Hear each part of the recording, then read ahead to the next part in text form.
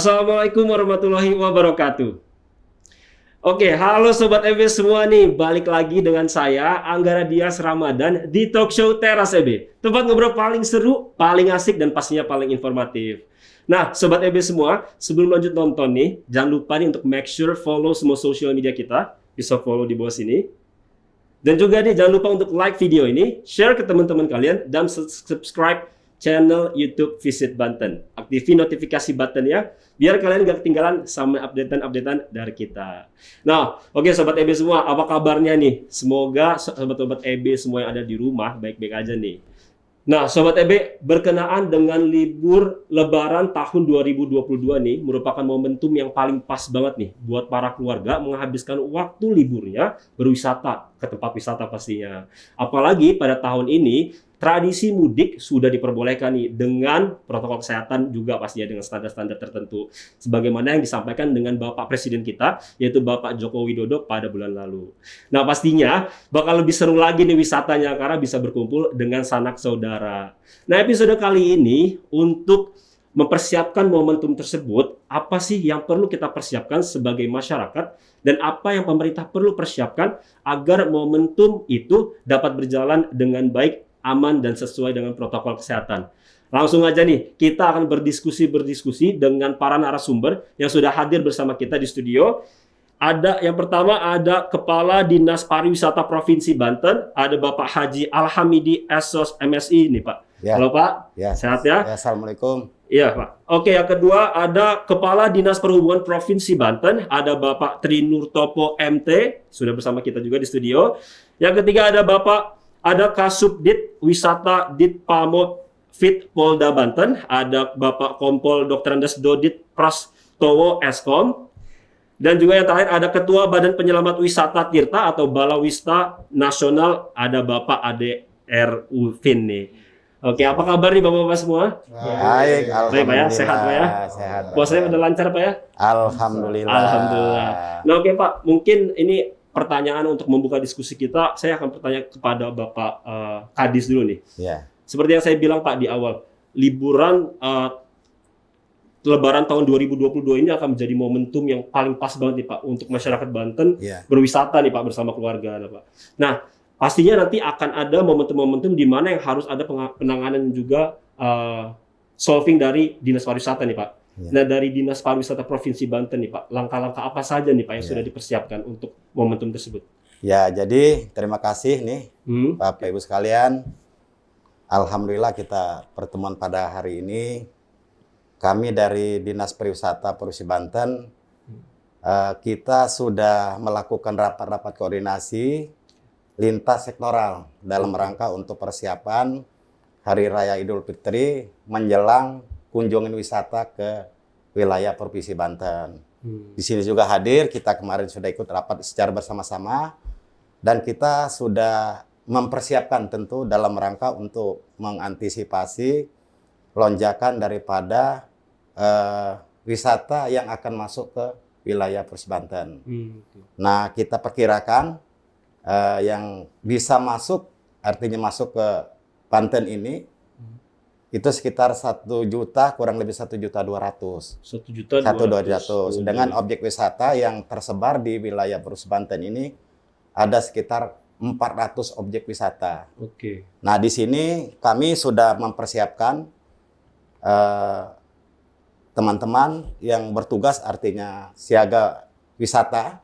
Kami sudah mempersiapkan 200 personil ya tentunya 200. Yang untuk mempersiapkan membantu para wisata yang ingin berlibur, tentu berwisata di Provinsi Banten ini sendiri. Nah, sehingga teman-teman yang lain dari Dinas Perhubungan, dari Ditpamopit, juga dari Polda Banten, itu kita sudah bersama-sama sepakat untuk memberikan kenyamanan, keamanan, dan kenangan agar bisa nanti berwisata di Provinsi Banten seperti itu, Pak. Oke deh.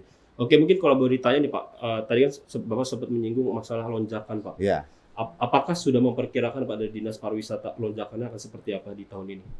2022? Ya. Ya, kita perkirakan lonjakan ini bisa mencapai 5 kali bahkan 10 kali lipat dari sebelum-sebelumnya.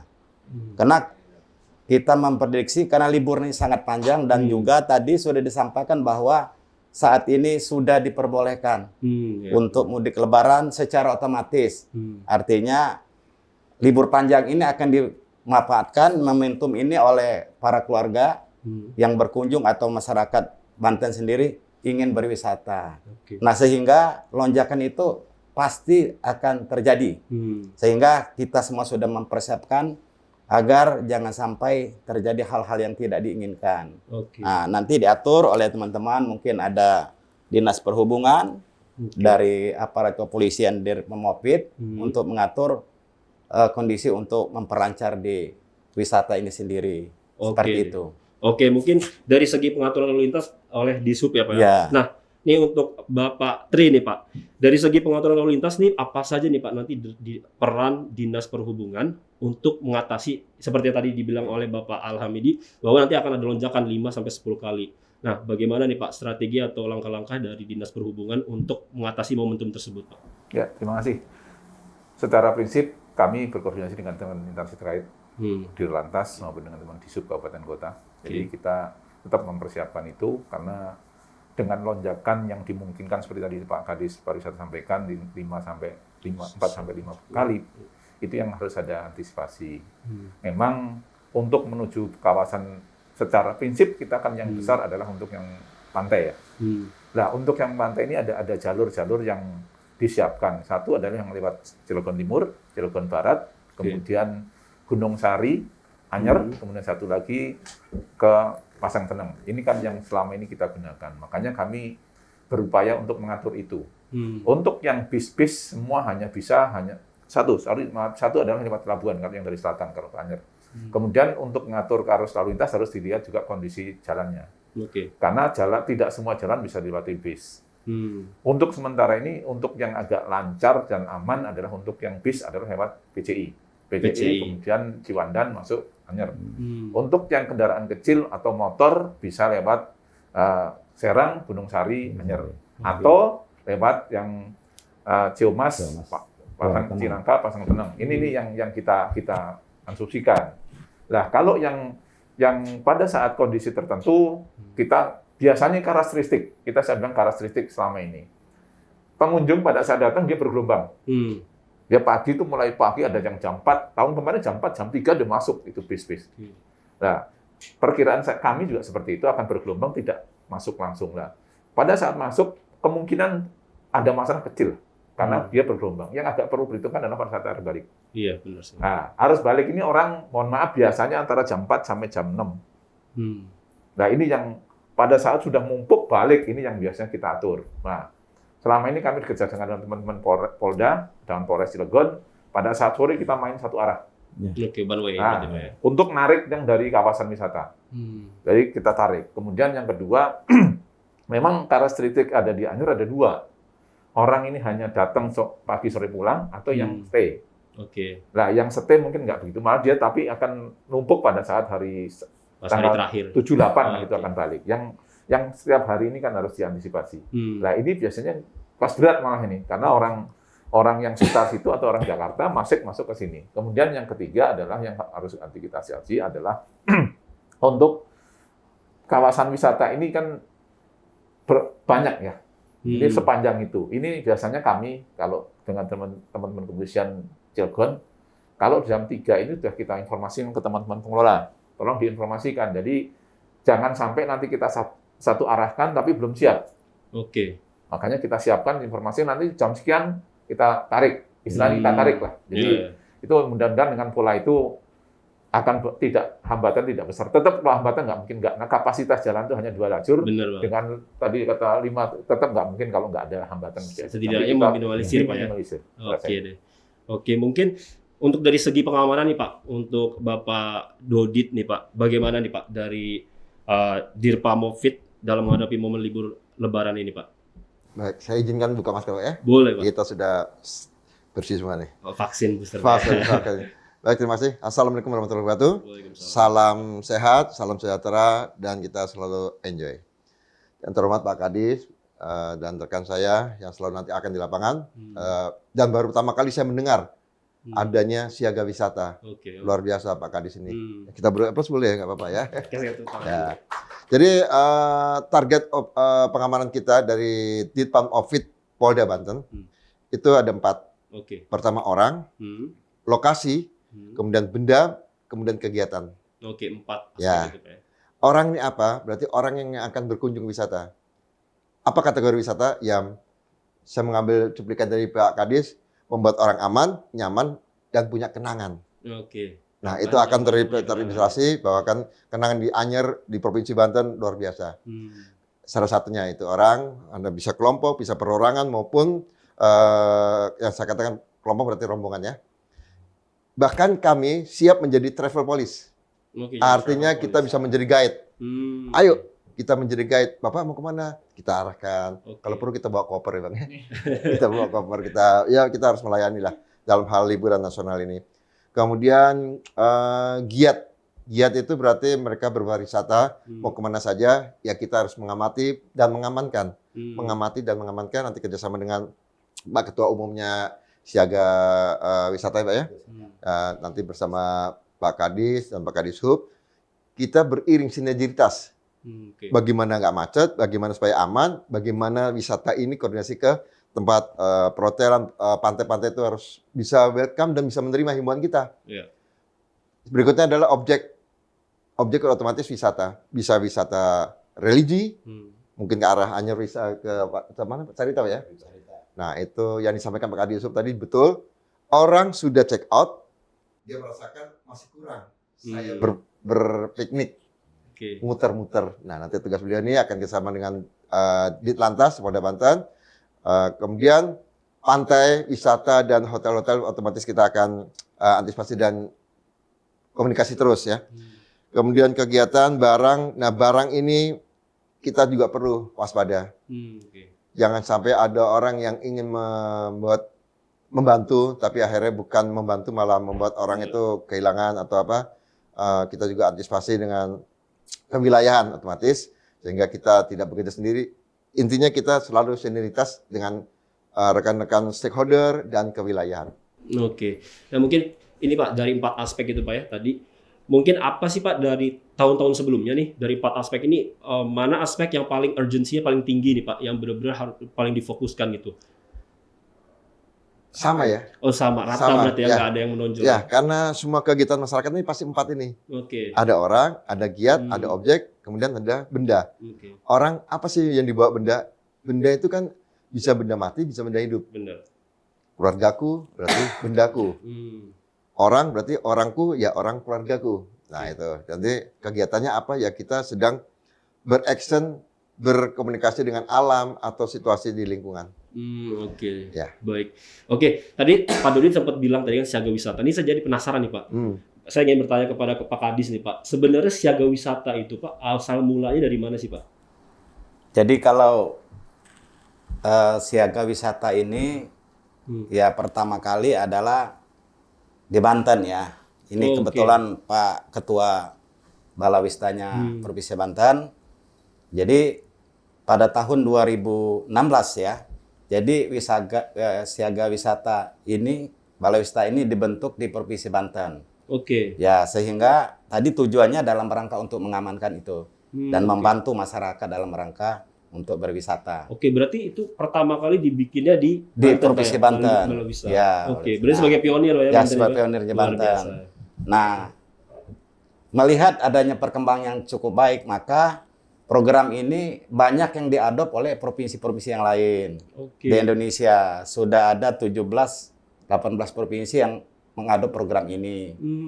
Dan ada 8 provinsi ya yang sudah artinya bisa membiayai dalam rangka untuk pengaman ini sendiri. Nah, jadi embrionya ini pertama dari Provinsi Banten. Nah, berarti bisa dibilang ini adalah breakthrough-nya dari Banten, Pak ya? Terobosan terbaru dari Banten ya. Kebetulan ini pelaku adalah Pak Ketua dari Balawista Provinsi Banten, pelaku sejarahnya, sehingga ya istilahnya walaupun ini sudah berkembang ke 18 provinsi, asal muasalnya dari Provinsi Banten seperti itu. Oke, berarti memang benar-benar jadi pionir ya. Jadi luar pionir biasa. ya. Ini kasih tepuk tangan dulu buat Banten ini luar biasa. Dinas Pariwisata aja. Oke, mungkin langsung aja nih ke Pak Edi nih Pak ya, selaku Ketua umum dari Balawista. Nah, Pak, di sini kan wisatanya juga paling terkenal itu wisata tirta ya, seperti kayak Pantai Sawarna, Tanjung Lesung, Pantai Carita. Nah, dari Balawista sendiri, nah persiapan untuk para pengunjung pada saat momentum libur Lebaran seperti apa, Pak? Ya, terima kasih. Mohon izin Pak Kadispar. Kapasitas saya di sini menambahkan apa yang tadi disampaikan Pak Kadis, bahwa memang pada kondisi-kondisi tertentu atau event-event tertentu di Provinsi Banten terkait libur panjang dan libur nasional itu dilaksanakan satu program yang luar biasa, namanya Siaga Wisata. Siaga Wisata ini tadi sudah disampaikan sama Pak Kadis, memang diawali itu dari Banten ya, tahun 2016. Nah, di mana memang dasar dari rancangan pelaksanaan Siaga Wisata ini sebagai wujud pelayanan. Karena wisata itu kan jasa. Kita memberikan pelayanan kepada wisatawan yang tadi sudah disampaikan sama Pak Kadis, minimal ada aktivitas, ada keamanan, ada kenangan. Nah, proses ini semuanya tertutupi oleh kehadiran Siaga Wisata di Provinsi Banten. Karena melalui Siaga Wisata, ini pemerintah dan masyarakat bisa berkolaborasi secara langsung. Nah, pelaku Siaga Wisata ini adalah masyarakat yang dilatih. Masyarakat yang dilatih dan memiliki sertifikat kompetensi di bidang pemandu keselamatan pariwisata. Jadi bukan petugas secara organik yang memang dimiliki oleh negara. Tidak, ini adalah masyarakat yang dilatih oleh pemerintah Provinsi Banten menjadi seorang tenaga ahli di bidang keselamatan pariwisata. Nah, mereka dibiayai untuk memberikan pelayanan keselamatan agar wisatawan yang datang ke Banten ini merasakan keamanan, merasakan kenyamanan, dan ketika mereka pulang ada kenangan. Jadi ada rasa yang memang ingin mereka kembali lagi ke Banten. Nah, inilah yang dilaksanakan kami Balawista sebagai wadah yang ditunjuk oleh pemerintah Provinsi Banten untuk melaksanakan pusat koordinasi, komunikasi, dan fungsi teknis dalam pelaksanaan Siaga Wisata tersebut. Nah, di tahun ini Pak Kadis tadi sudah menyampaikan kita diterjunkan sebanyak 200 personil. 200 personil baik Dan itu semuanya sudah tersertifikasi. Sudah memiliki standar semuanya sudah kompetensi. memiliki standar kompetensi khusus ya. Jadi Balawista ini memiliki standar kompetensi khusus. Jadi let's say lah Balawista ini benar-benar qualified people apa ya? Oh ya, betul. Dan melalui Siaga Wisata ini ketika sudah terlatih, bukan hanya provinsi-provinsi yang ada di Indonesia, namun beberapa negara seperti Uni Emirat, Dubai itu sudah meminta kita untuk membantu mereka. Nah, bahkan kita sekarang sudah mengirim hampir 10 orang yang kita tugaskan di beberapa destinasi wisata di Dubai. Dan ini semua dilahirkan dari Banten, dari program Siaga Wisata tadi yang memang mereka sudah dilatih, sudah disiapkan, diminati oleh berbagai wilayah yang ada, disebarlah oleh kita ke wilayah-wilayah tersebut. Namun tentunya tidak meninggalkan tempat kelahirannya, yaitu Banten. Kita di sini fokus memberikan pelayanan keselamatan bagi masyarakat dan wisatawan, dan di mana selain pelayanan keselamatan dan keamanan terhadap wisatawan pun kita memberikan prediksi jumlah kunjungan. Dan perhitungan jumlah kunjungan melalui prediksi dan melalui visualisasi. Nah, kenapa demikian? Karena melalui Siaga Wisata ini dapat dijadikan salah satu alat ukur oleh pemerintah provinsi hingga menjadi sebuah kebijakan. Barangkali di sini Siaga Wisata sudah terkoordinasi baik dengan rekan-rekan di Disub. Nah, nanti Disub bisa memberikan kebijakan apabila suatu kawasan di kawasan wisata itu sudah penuh, Disub memiliki kewenangan. Nah, melalui Siaga Wisata ini akan kami informasikan salah satu destinasi atau jalur destinasi wisata ini sudah penuh. Disub bisa mengalihkan memiliki otoritas untuk mengambil komando langsung. Nah, berikut dengan rekan-rekan dari kepolisian apabila terjadi situasi kamtibas yang terjadi di kawasan wisata. Nah, ini pusat koordinasinya melalui Siaga Wisata. Nanti rekan-rekan dari Pamopit akan turun memberikan bantuan keamanan bagi wisatawan. Dan ini pusat yang menjadi lokomotif terpadunya pelayanan keselamatan bagi wisatawan di Provinsi Banten. Seperti itu. Oke, berarti memang Siaga Wisata ini benar-benar sinergisitas dari tiap OPD, Pak ya? Luar biasa dari pemerintah, bisa dikatakan seperti itu. Maka ini menjadi salah satu program unggulan pemerintah Provinsi Banten melalui Dinas Pariwisata. Tadi sudah disampaikan sama Pak Kadis, cikal bakalnya dari Provinsi Banten ditiru dan dimodifikasi oleh berbagai daerah bahkan sampai dengan ke luar negeri, dan ini menjadi satu kebanggaan bagi kita. Pastinya. Bagi masyarakat Provinsi Banten, bagi pemerintah Provinsi Banten, hingga kita harus meningkatkan pelayanan yang signifikan. Jangan sampai program yang kita miliki ini sudah baik, sudah ditiru banyak orang hingga kita lalai karena makanya tahun ini tadi sudah disampaikan sama Pak Kadis, kita sudah memprediksi ada sekitar 1,2 juta wisatawan yang hadir ke Provinsi Banten, dibagi dari sekitar 400 destinasi wisata di 5 kabupaten dan kota.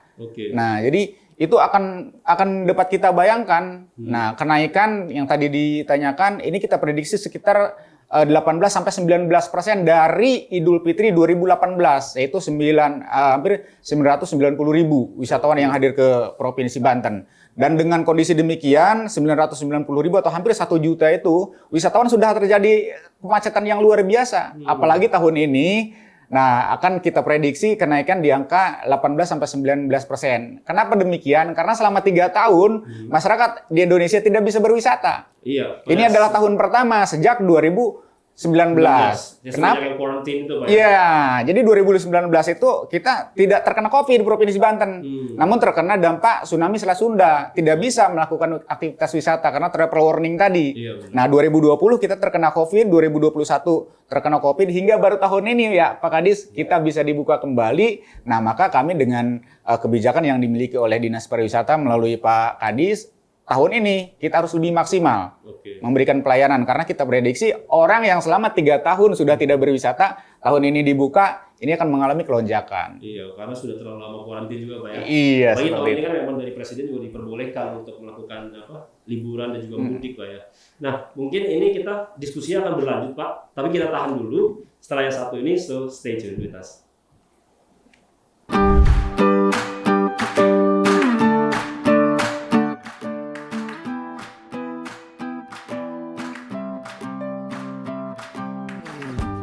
Halo Sobat EB, balik lagi nih dengan saya Anggara Dias di Talk Show Teras EB. Masih dengan topik kita nih mengenai dengan siaga wisata bersama dengan narasumber-narasumber yang luar biasa nih yang sudah bersama kita di studio dari tadi. Dan mungkin sekarang saya lanjutkan nih untuk Pak Kadis nih ya, untuk Pak Alhamidi nih Pak. Pak kan di tempat-tempat wisata itu seperti mall seperti contoh Pak ya, itu sekarang ada aplikasi namanya Peduli Lindungi. Kita harus scan barcode untuk masuk. Nah, dari Dinas Pariwisata nih Pak, terkait dengan tempat-tempat wisata yang ada di Provinsi Banten yang nanti akan dipakai untuk liburan Lebaran ini, bagaimana Pak penerapannya dan juga sinergisitasnya terhadap si Peduli Lindungi dan juga protokol kesehatannya? Jadi untuk saat ini mungkin di dalam Lebaran Idul Fitri ini untuk objek-objek wisata, tempat mal dan sebagainya, kita tetap masih memberlakukan protokol kesehatan. Seperti biasa, tentu harus memperhatikan 5M itu sendiri. Nah, di mana saat ini kita artinya mengantisipasi. Jangan sampai terjadi lonjakan setelah adanya libur panjang libur nasional ini sendiri, ya klaster baru. Sehingga nanti masyarakat secara bersama-sama artinya menyadari, artinya berdisiplin dalam rangka untuk menjaga protokol kesehatan itu sendiri. Nah, seperti itu kira-kira. Nah, untuk ini Pak, untuk saya ingin bertanya nih ke Pak Dodit nih Pak. Nah, strategi dari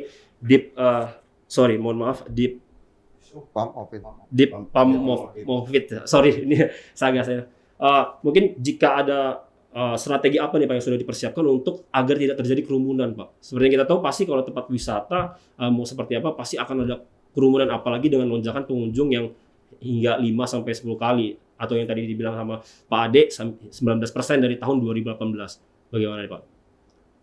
Baik, terima kasih. Kami punya CB, cara bertindak atau strategi sesuai dengan fungsi kami. Pengamanan di OVID, itu objek vital, termasuk pariwisata, dan yang tadi 4 poin yang saya sebutkan. Sebelum nanti mungkin H-2 atau H-1, kami juga sudah koordinasi dengan Pak Kadishub, dengan Ditlantas dan wilayah. Kita akan mengumpulkan semua pengusaha, otomatis yang korlap ataupun yang paling yang di lapangan adalah juru parkir. Juru parkir. Juru parkir kita akan apelkan, kita akan satu visi misikan. Yuk apa? Jangan membuat kerumunan sehingga parkiran akan penuh, sehingga juga akan membuat kemacetan. Biasanya tepat oleh-oleh. Kemudian saya juga akan koordinasi dengan dari siaga wisata. Memang kalau sudah full, kita juga akan koordinasi dengan baik supaya di close parkiran sudah penuh. Jadi kita tidak bisa menghitung jumlah orang. Patokan kami adalah bagaimana memprediksi jumlah kendaraan. Seperti pariwisata yang pantai-pantai lepas. Motor prediksi 1 motor 2 orang. Tapi kalau jumlah orang kan susah. Nah, patokan itu kita akan koordinasi dengan parkiran full, nanti kan akan koordinasi dengan Pak Kadisub meluruskan ataupun nanti ada kebijakan-kebijakan pimpinan. Intinya kami di sinilah Harkamtipmas, Bang. Oke. Pemeliharaan keamanan ketertiban masyarakat. Dan di sini juga sekaligus saya titip pesan, yuk kita sama-sama menjadikan diri kita sebagai pengaman diri, sebagai diri kita sebagai polisi, sehingga kita bisa mengamankan situasi, bisa mengamankan keluarga, dan rencana kegiatan berlibur dengan keluarga bisa nyaman, aman, dan penuh kenangan. Dan tadi nanti sama-sama juga kita lihat di statement break tadi, ciri khas dari kami, polisi Ditpam Opvit Polda Banten, Subdit Wisata adalah berdasi. Oke, berdasi, kemudian berbaret, itulah polisi pariwisata kita dari Pam Opvit Polda Banten. Oke, berarti punya signature Pak ya. Jadi kalau misalnya di tempat wisata, kelihatan nih yang pakai dasi, yang pakai baret itu berarti polisi pariwisatanya Pak ya. Yang membedakan adalah dasinya. Nanti sekaligus saya juga dengan anggota di lapangan pasti akan berdasi. Oke, mungkin saya ingin tanya ke Balewistanya juga nih. Untuk dari Balewista nih Pak, nanti untuk terkait libur Lebaran ini Pak, apakah juga ada program khususnya nih Pak yang memang di breakthrough-nya lah, program yang sebelumnya belum ada diadakan tahun ini karena mungkin adanya lonjakan yang lumayan besar itu Pak? Iya, pasti ya, karena tadi semua prediksi sudah kita pertimbangkan gitu. Salah satunya adalah terkait dengan jumlah wisatawan yang memang melonjak. Tadi saya menambahkan yang disampaikan Pak Kadis terkait dengan objek wisata. Ada yang perlu diingat.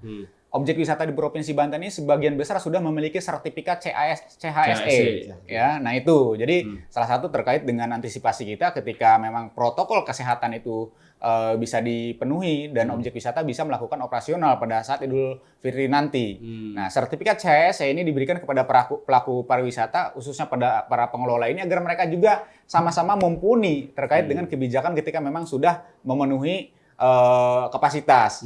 Nah, jadi mereka juga nanti akan melaporkan kepada kita, di mana memang beberapa hari yang lalu sudah dipanggil dalam forum yang sama oleh Pak Kadis, diberikan arahan oleh Pak Wakil Gubernur bahwa memang pengelola pariwisata harus mematuhi protokol kesehatan untuk melakukan operasionalnya. Nah, bagi kami di Balawista tentunya sesuai dengan perintah yang diamanatkan oleh Kepala Dinas Pariwisata, kita melakukan fungsi kami sebagai pemandu keselamatan, yaitu melakukan tindakan preventif dengan pemasangan spanduk, dengan pemasangan himbauan, lalu kita melakukan tindakan emergensi apabila terjadi kedaruratan dalam pariwisata. Misalkan ada wisatawan yang mengalami kecelakaan di darat, wisatawan yang mengalami kecelakaan di gunung, wisatawan yang mengalami kecelakaan di laut, itu pada saat itu bisa meminta bantuan kepada posko-posko kami terdekat. Nah, ada ciri sama tadi yang disampaikan kan, seperti di pihak kepolisian, di Pam Opvit terkait dengan pengamanan, ada polisi pariwisata. Nah, di kami ada petugas jaga wisata yang menggunakan seragam. Nah, berseragam. Jadi ada nanti mereka seragamnya merah dan kuning. Nah, terus juga ada yang menggunakan rompi-rompi siaga wisata. Dan di kawasan-kawasan pantai biasanya ada ciri bendera. Ciri bendera merah dan kuning, dan ada posko-posko yang sudah disiapkan oleh Dinas Pariwisata. Ada posko yang sudah permanen yang kita bangun, ada posko yang memang non permanen. Nah, jadi posko-posko ini juga bisa didatangi oleh para wisatawan apabila wisatawan membutuhkan bantuan. Nah, bantuan di sana tentunya segala jenis bantuan itu harus kita layani. Bukan hanya bantuan keselamatan, semua. Nah, dan yang crowded nanti yang kita dapat prediksi itu adalah banyaknya anak yang terpisah dari orang tua. Anak hilang. Anak hilang. Nah, ini juga kita siapkan. Makanya kami bersama-sama dengan rekan-rekan di kepolisian yang terkait dengan pariwisata, tentunya Ditpam Opvit. Nah, kita juga bekerja sama agar ketika hal itu terjadi, rekan-rekan dari pihak kepolisian juga bisa mengintegrasikan informasi. Di satu titik terjadi wisatawan yang anaknya hilang. Nah, rekan-rekan kepolisian ini bisa memberikan tindakan yang cepat gitu. Nah, kita juga sama, nanti kita membantu untuk mempertemukan itu. Nah, selain itu, kita ada tim monitoring. Ada monitoring. Tim monitoringnya ini tentunya yang memang dikomandoi langsung oleh Pak Kadis, yang mereka akan berkunjung ke setiap objek wisata. Fungsinya untuk mengontrol tadi.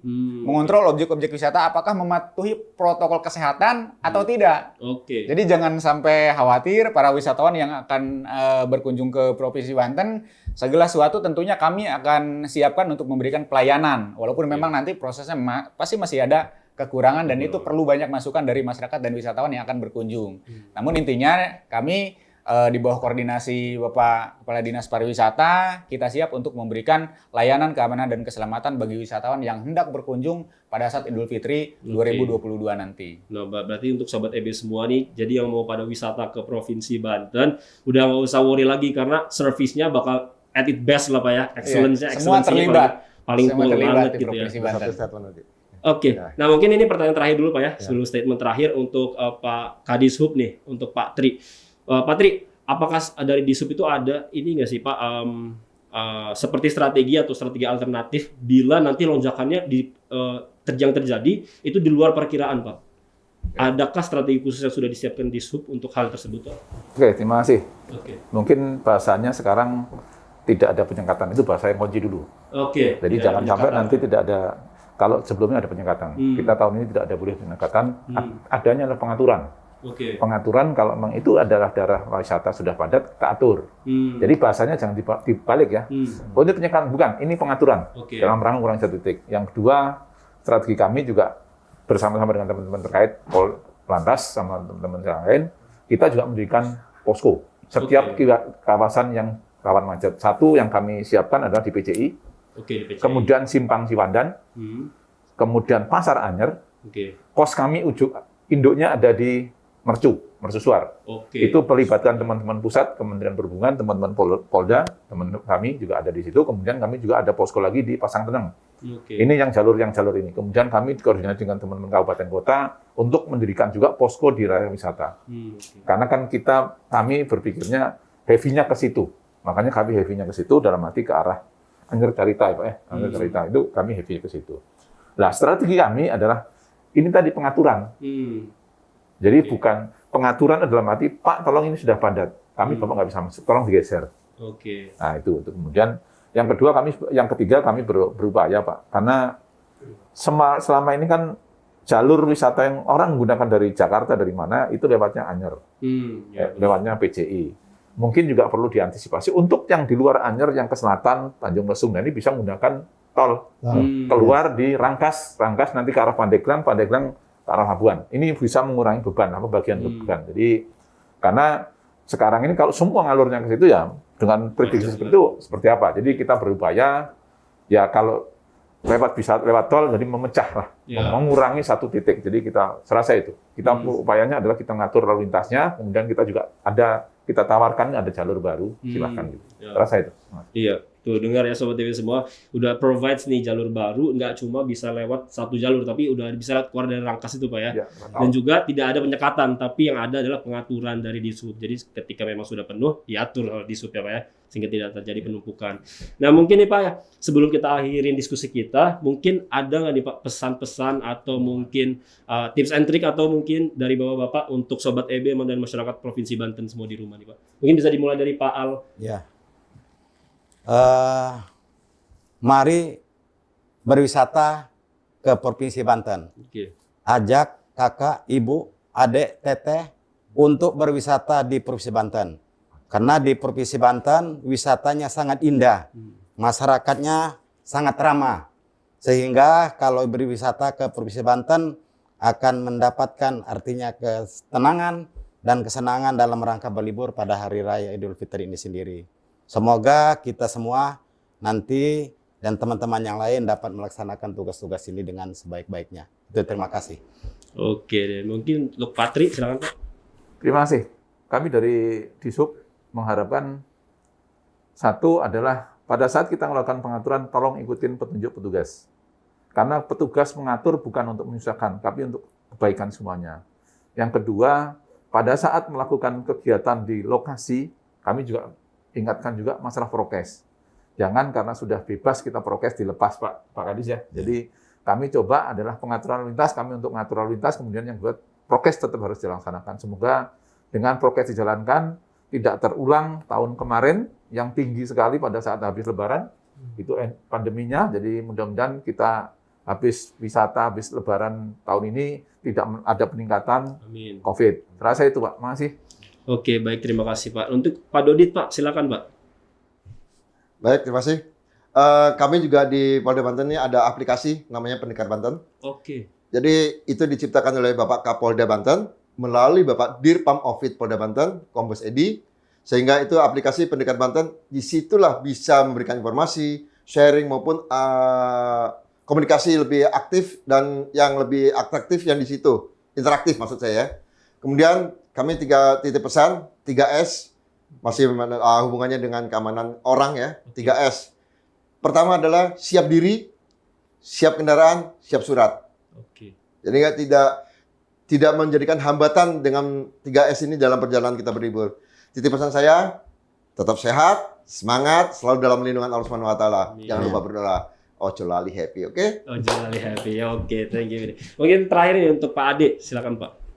Ya, dari kami tentunya karena substansinya terkait dengan keselamatan, yang pertama bagi wisatawan yang hendak berkunjung ke kawasan wisata Provinsi Banten tentunya perlu untuk mempersiapkan segala sesuatunya. Tadi sudah disampaikan Kompol Dodit, ada 3S. Nah, kalau di kita, yang pertama tentunya adalah siapkan bekal di perjalanan. Nah, karena kan kita sudah bisa prediksi akan menimbulkan kemacetan. Apabila tidak ada bekal di perjalanan, tentunya ini akan dapat mengakibatkan tambah macet. Nah, jadi pertama siapkan bekal di perjalanan.